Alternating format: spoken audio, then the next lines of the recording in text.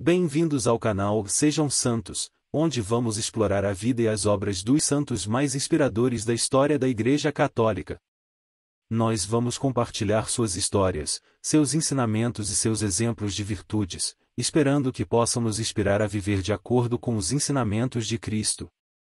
Então, se você quer aprender mais sobre esses santos e descobrir como suas vidas podem ser caminhos que nos levam a Jesus Cristo para nós hoje, inscreva-se no nosso canal e deixe o seu like. Inscreva-se hoje mesmo, divulgue nosso canal a seus amigos e comunidades e nos ajude o nosso canal para que possamos alcançar mais pessoas na divulgação a conhecer mais a vida dos santos. Onde a santidade é uma jornada diária. Faça parte dessa comunidade de busca pela santidade.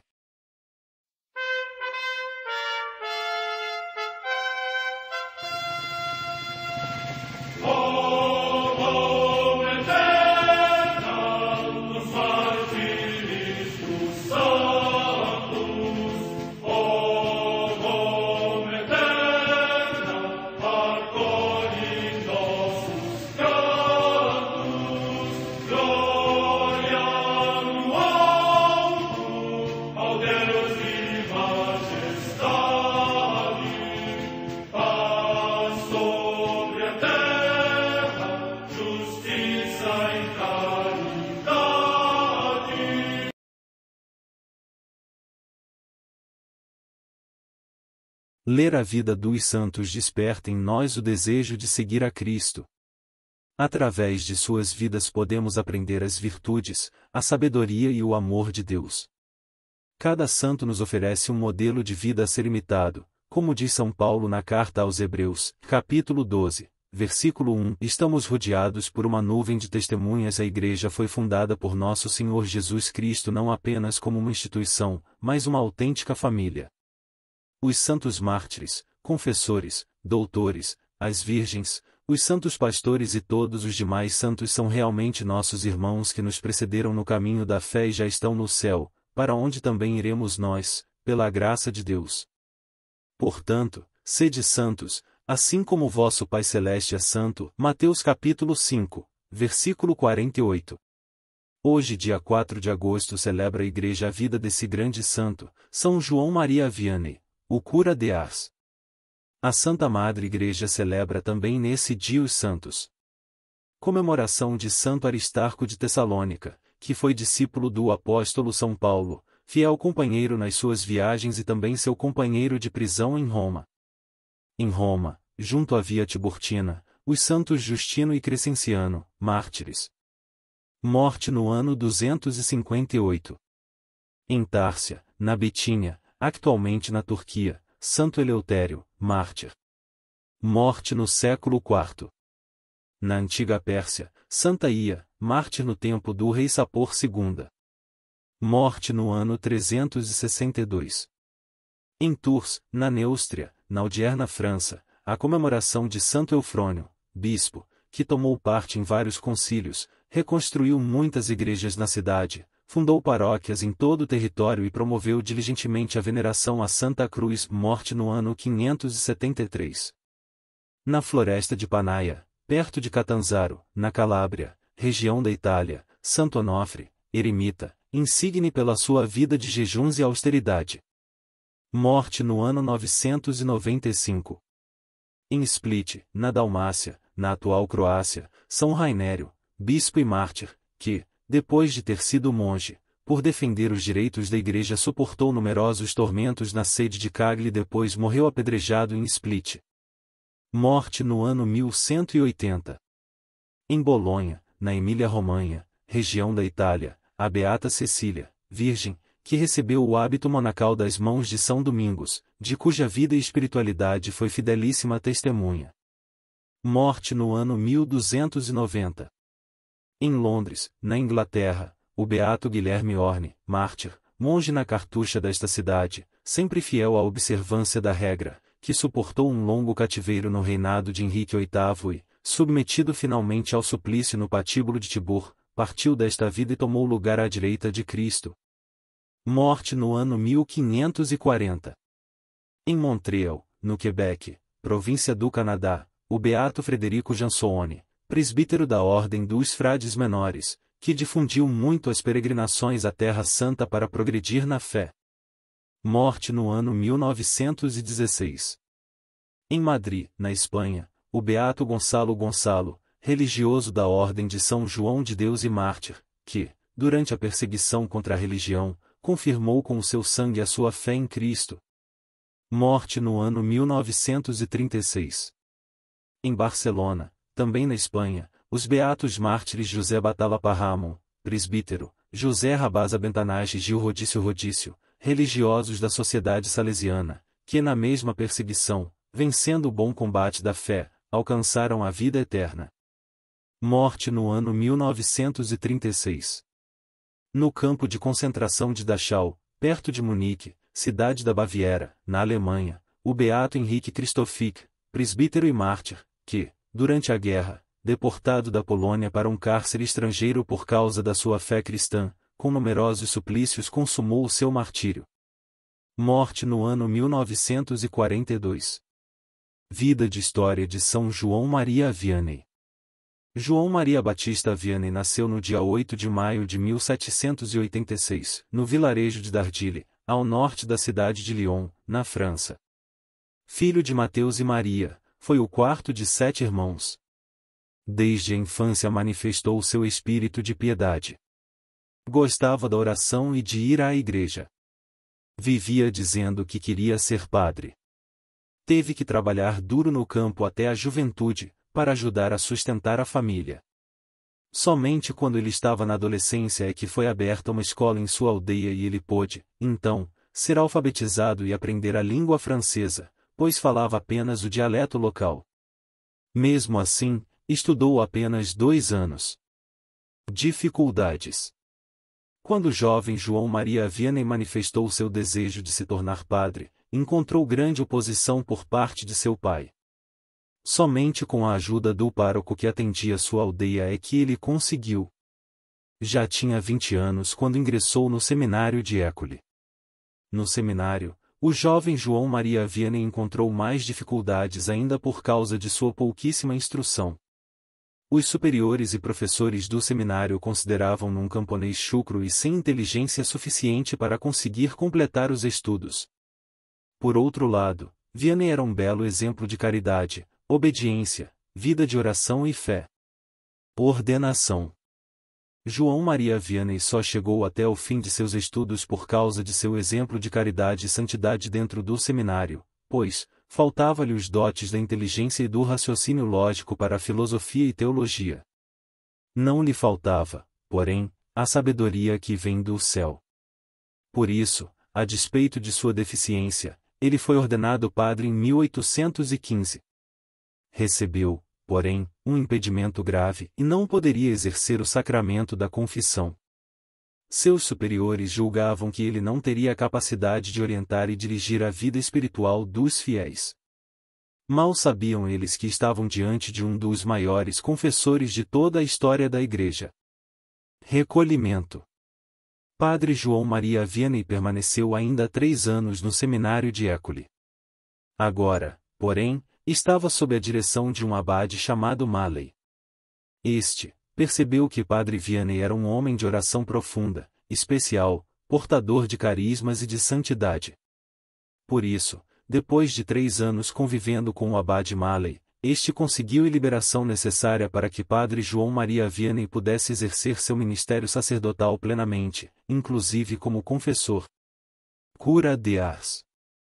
Tão logo conseguiu sua liberação, Padre João Maria Vianney foi designado vigário do vilarejo chamado Ars-sur-Formas, mais conhecido como Ars. Todos os padres se esquivavam desta paróquia por vários motivos. Primeiro, porque ela possuía apenas 230 habitantes. Segundo, porque todos ali eram assumidamente não praticantes e famosos por sua violência. Ars era um vilarejo onde as tabernas viviam abarrotadas e a igreja estava sempre vazia. Brigas, roubos, rixas antigas e até assassinatos eram comuns por ali. Padre João Maria Vianney, porém, aceitou a missão na obediência e foi para lá.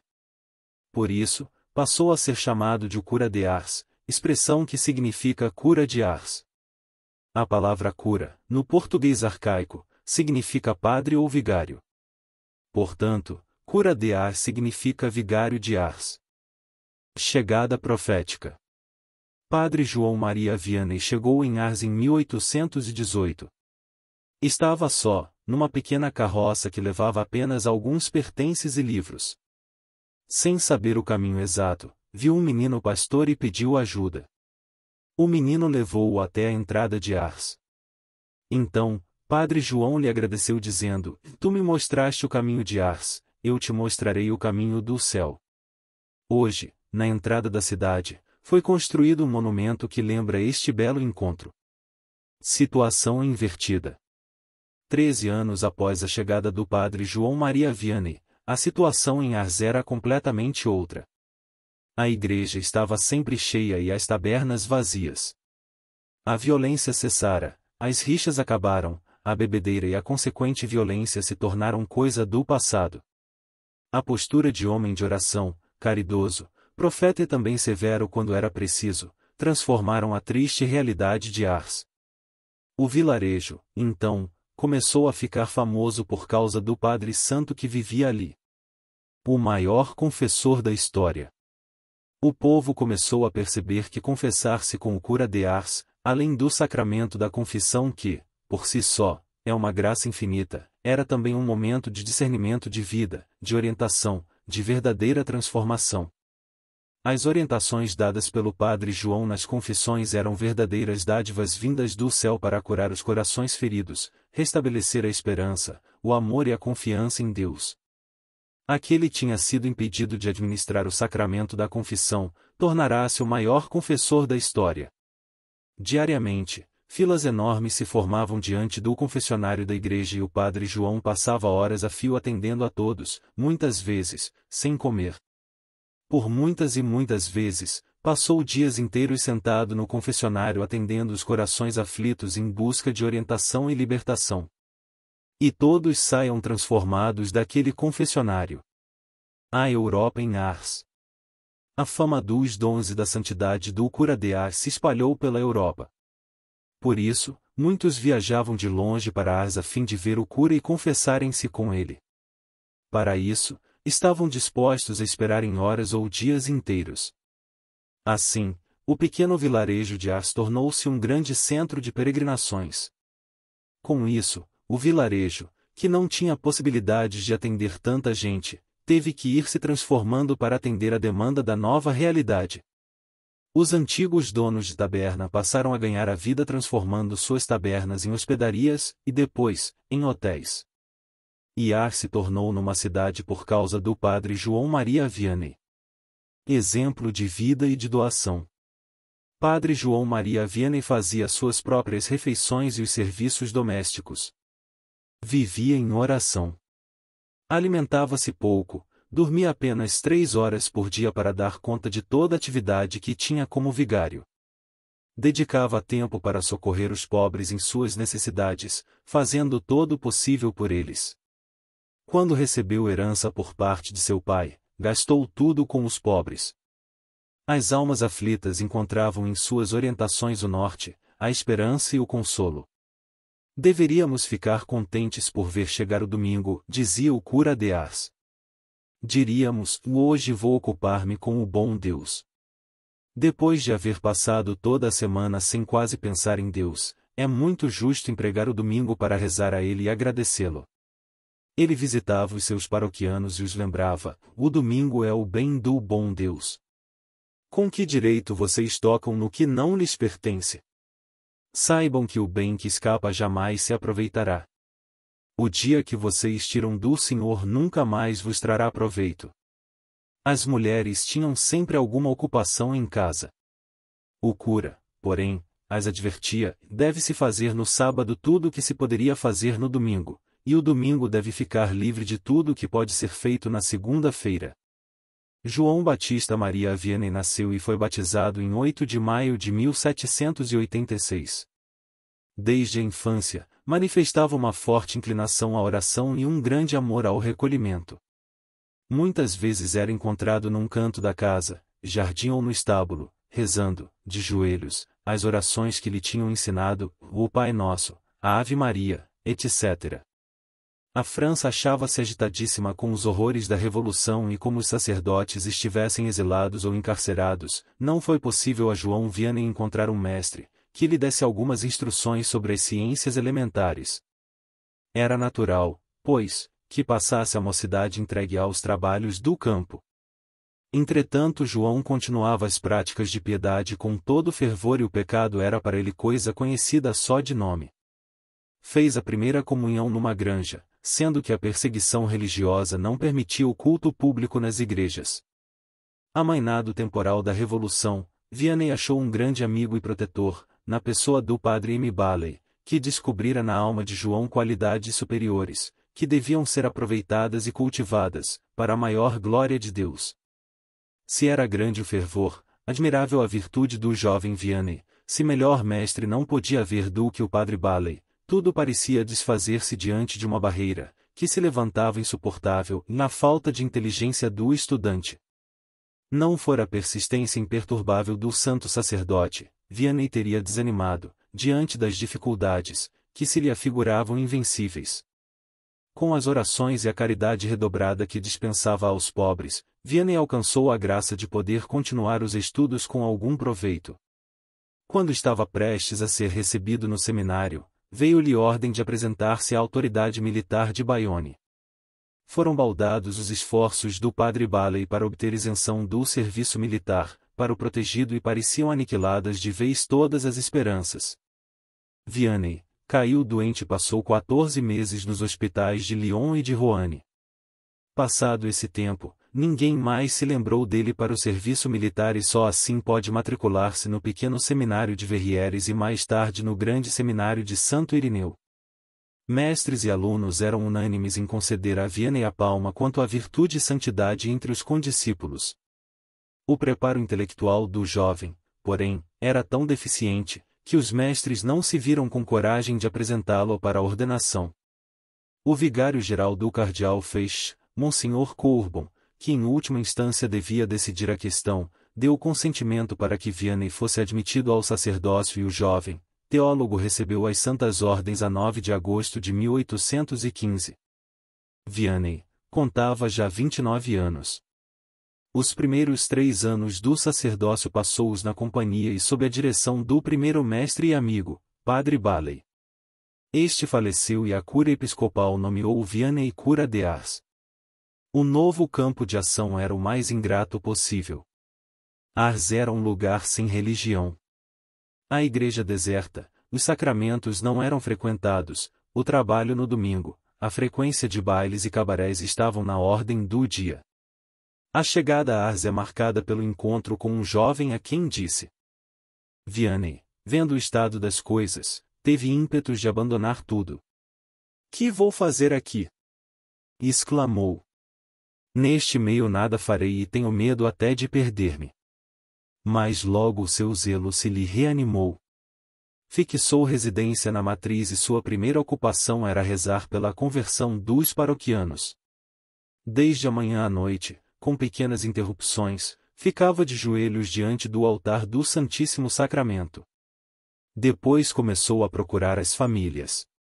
Nas visitas lhes falava de Deus, dos santos, das coisas da religião. Se bem que a maior parte não lhe ligasse importância, um ou outro reparava na batina rota e velha, na modéstia e piedade, no aspecto austero e mortificado do vigário. Pouco a pouco o povo ficou conhecendo o pároco, cujas orações e mais ainda o exemplo, acabaram por franquear-lhe o caminho aos corações de todos. Alguns começaram a frequentar a Santa Missa. O número daqueles que acompanhavam o piedoso cura na recitação do Rosário, todas as tardes, crescia de dia para dia e depois de algum tempo, o Santíssimo não ficava nenhuma hora durante o dia, sem adorador. A comunhão frequente foi pelo santo cura introduzida na paróquia, com muita felicidade. Para as senhoras se fundou a Confraria do Rosário e para os homens a Irmandade do Santíssimo Sacramento. Tendo assim elevado a certa altura a vida religiosa na paróquia, Vianney passou a combater os abusos. O zelo de pastor dirigiu-se principalmente contra os cabarés, as danças e a profanação do domingo. sem recorrer a meios rigorosos e ameaças, fazendo, pelo contrário, prevalecer a caridade, Vianney conseguiu que um cabaré após outro se fechasse. Quanto à dança, os espíritos se dividiram em duas correntes, uma a favor da campanha do vigário e outra contra. Veio a festa de São Sisto, padroeiro do lugar. O baile fazia parte integrante do programa dos festejos profanos. Fizeram-se os convites do costume. Mas a decepção dos moços foi grande, quando a hora do baile, nenhuma moça lá apareceu. E o baile não se realizou. Restava ainda restabelecer o domingo, em toda a sua dignidade. Tão frequentes, tão insistentes e persuasivas eram as exortações do vigário, a respeito do trabalho no domingo, que determinaram mudança completa no pensamento do povo, que em seguida, passou a observar, com todo rigor, o descanso dominical. Ars estava renovada. Os vícios já não existiam. Abusos foram extirpados. Todos queriam ser bons cristãos. Respeito humano era coisa desconhecida em Ars. Incorreria na censura pública quem não quisesse praticar a religião. Não se ouvia mais nenhuma blasfêmia, não existia inimizade alguma em Ars. Ao toque do Ângelus os homens se descobriam e interrompiam o trabalho, para rezar as Ave-Marias. O confessionário se via assediado, até altas horas da noite. Aos domingos a igreja estava sempre repleta, por ocasião das missas, das vésperas, do catecismo e do terço. Foi preciso o vigário alargar a matriz e construir novas capelas, como as de São João Batista, de Santa Filomena, de Etiomo e a dos Santos Anjos. Conhecendo a grande miséria das almas e os perigos em que se achavam as pobres órfãs, Vianney fundou na paróquia um asilo, a que deu o nome de Providência. Para as asiladas era um pai que sacrifícios não media, para que nada lhes faltasse. O segredo dos grandes resultados espirituais, na paróquia de Ars, estava unicamente na santidade do cura. Vianney era homem da oração e da penitência. A um colega que o visitou e dolorosamente se queixou do triste estado em que se achava, perguntou: "Rezastes entre lágrimas? Não é bastante. Jejuastes já? Deitastes-vos sobre o chão duro e tomastes a disciplina? Se ainda não o fizestes, não penseis ter feito tudo." O que a outros aconselhava ele o praticava. Levava vida de extrema pobreza. Dos pobres da paróquia era Vianney o mais pobre. Possuía uma só batina e esta cheia de remendos. O estado do chapéu era tal, que provocava o riso dos colegas. Vianney não possuía nada e nada guardava. E quanto bem não fez às órfãs, e aos pobres. A vida austeridade, em nada difere da vida cura de Ars, com a dos grandes eremitas do deserto do Egito. Quando muito, tomava 3 refeições cheias por semana, e que refeições! O cardápio não constava senão de umas ervas cruas, pão seco e água. O sono era um repouso de 2 horas apenas. Quando se tratava da conversão de um pecador, mais apertava o jejum, e a cama trocada pelo chão. A saúde de Vianney era fraquíssima. O santo sofria cruciantes dores nos intestinos, dores de cabeça violentas. 20 vezes esteve doente e 20 vezes se curou subitamente, fato que grande admiração causou aos médicos. Se com aquela santa vida agradava a Deus, tanto mais provocava as iras do inimigo, que o perseguia com toda a sorte de malefícios, chegando a ponto de fisicamente o maltratar. As influências diabólicas devem ser atribuídas também às calúnias, de que Vianney foi vítima. Tudo isso, porém, não conseguia roubar-lhe o contentamento íntimo e a alegria da alma. Nos últimos anos o organismo lhe denunciava um estado de fraqueza extraordinário. Quando rezava o terço na igreja, sua voz era quase imperceptível. No mês de maio de 1843 lhe sobreveio uma forte pneumonia, que lhe pôs em grande perigo a vida. Vianney pediu que lhe administrassem os santos sacramentos do viático e da extrema-unção. Aprovado pela expectativa da morte, o santo invocou uma grande padroeira Santa Filomena pedindo que o curasse, ainda que fosse necessário um milagre. Santa Filomena, curou-o e consolou-o com sua aparição. Vianney possuía um grande amor ao Santíssimo Sacramento. Este amor, este fogo se manifestava nas visitas que fazia a Jesus na Eucaristia, nas alocuções e principalmente na Santa Missa. Quem o via celebrar, tinha a impressão do celebrante ver o próprio Nosso Senhor. Deste amor lhe brotava o culto aos grandes amigos de Deus, a São João Batista, a São José, a Santa Filomena, sua padroeira por excelência e a Santíssima Virgem. Daí também o zelo infatigável pela conversão dos pecadores. Vianney não era só pastor das almas de Ars. Deus quis que o pobre cura fosse o apóstolo universal do século.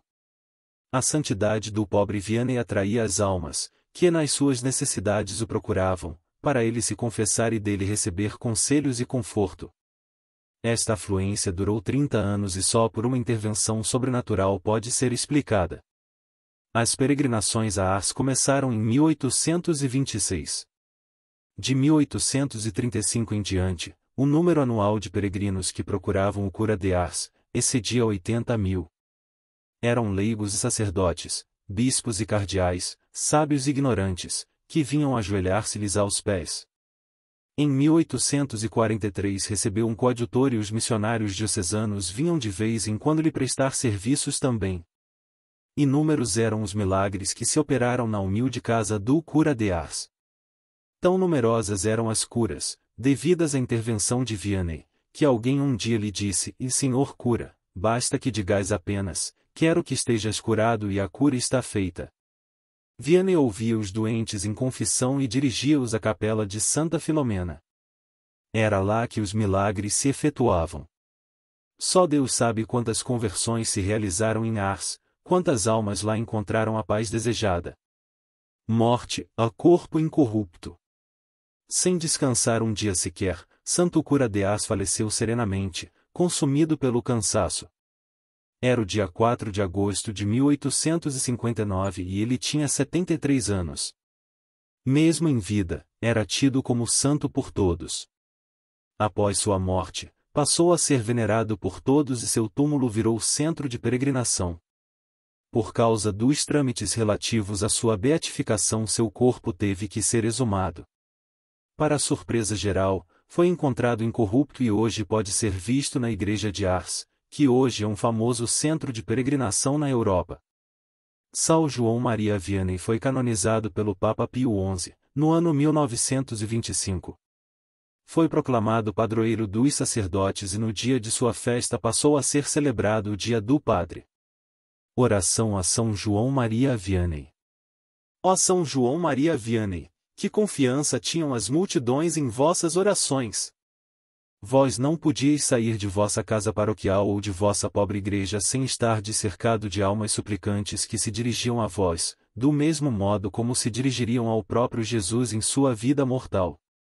E vós, bom santo, por vossas palavras cheias de eternidade, as excitáveis à esperança. Vós que sempre confiastes inteiramente no coração de Deus, obtende-me uma confiança profunda e filial em sua adorável providência.